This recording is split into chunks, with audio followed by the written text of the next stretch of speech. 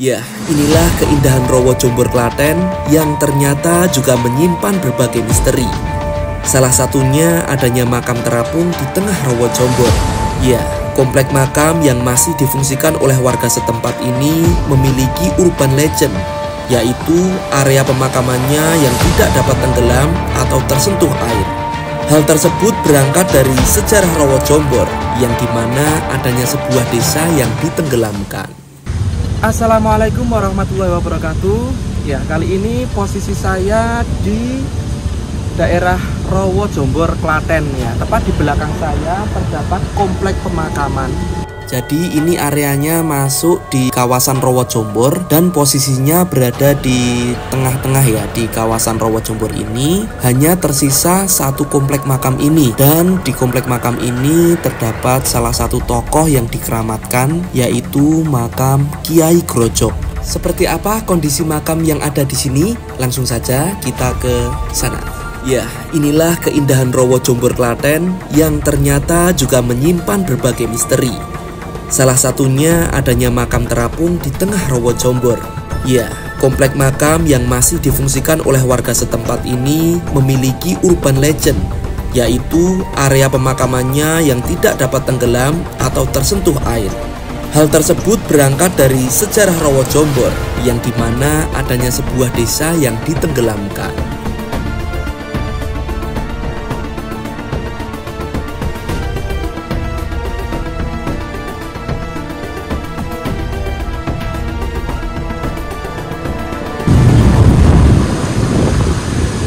Karena pintu makam dikunci ya, jadi kita melewati jalan alternatif di sebelah samping pintu utama.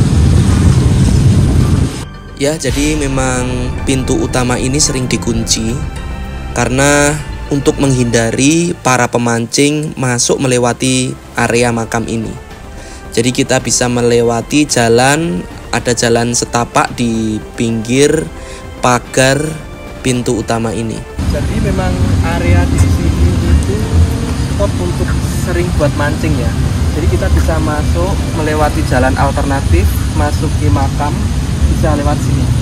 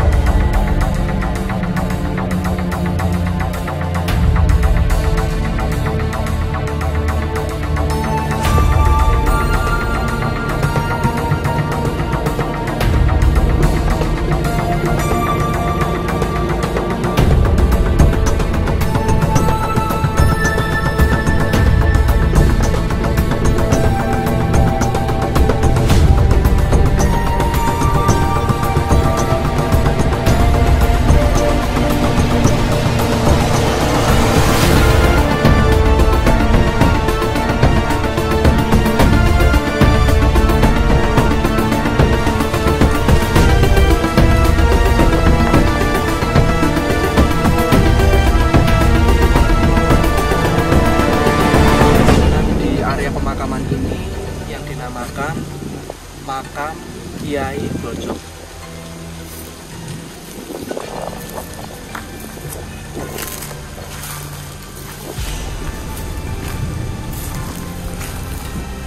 Ya, di sini tertulis makam Kiai Grojok dibangun tanggal 29 November 1998 oleh keluarga Haji Yatno Miharjo. Tidak tahu persis kapan Kiai Grojok ini wafat. Namun di sini tertulis bangunan makam ini dibangun pada tahun 1998.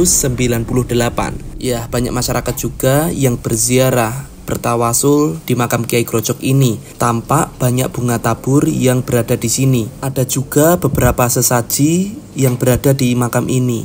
Jika diperhatikan, makam ini cukup unik karena diselimuti gundukan tanah yang menggumpal yang menjadikan bentuknya sedikit aneh.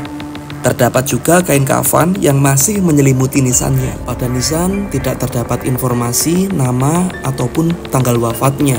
Dan menurut warga sekitar yang juga kemarin ikut berziarah, Kiai Grojok ini dulunya adalah tetua yang sangat dihormati di kampung sini. Dan beliaulah yang menjadi tokoh berdirinya desa ini yang sekarang dinamakan Desa Duwet.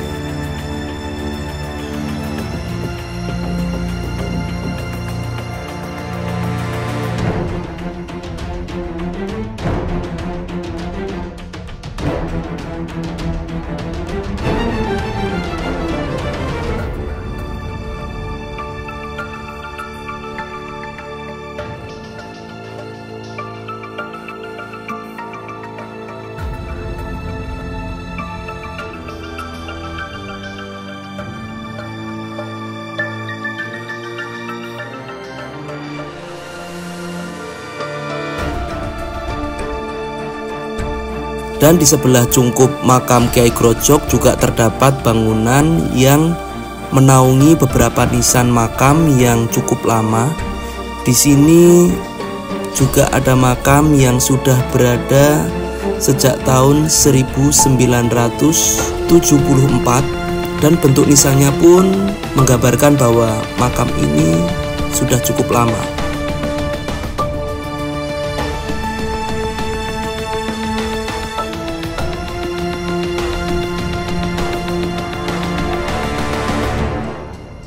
Ya, Rowo Jombor sendiri diketahui sudah ada sebelum tahun 1940, tepatnya saat Indonesia masih bernama Hindia Belanda.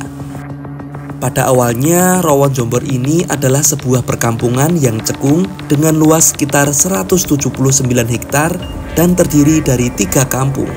Hal itu membuat kampung tersebut sering kebanjiran di saat hujan. Lambat laun, karena kampung tersebut sering kebanjiran, warganya pun berbondong-bondong mulai pindah di dataran yang lebih tinggi. Dan pada saat itu, pada era kolonial Belanda, perkampungan itu akhirnya dibendung dan diubah menjadi waduk tempat penampungan air. Pada saat itu, pembangunan dibantu juga dengan Pakubuwono ke-10 yang bertujuan untuk irigasi sawah dan perkebunan milik Hindia Belanda. 3 kampung pun akhirnya semua tertimbun air dan banyak juga makam-makam yang masih berada di dasar Rowo Jombor ini. Tapi uniknya, hanya tersisa 1 komplek pemakaman ini yang berada di sisi timur Rowo Jombor yang tidak tenggelam walaupun debit air naik. Komplek pemakaman ini masih dimanfaatkan warga sampai saat ini. Nah, mungkin cukup sekian informasi yang bisa saya sampaikan. Kurang lebihnya saya mohon maaf. Jika masih ada informasi yang belum akurat, bisa diisi di kolom komentar. Terima kasih sudah menonton dan support terus channel Hobi Menyenangkan. Wassalamualaikum warahmatullahi wabarakatuh.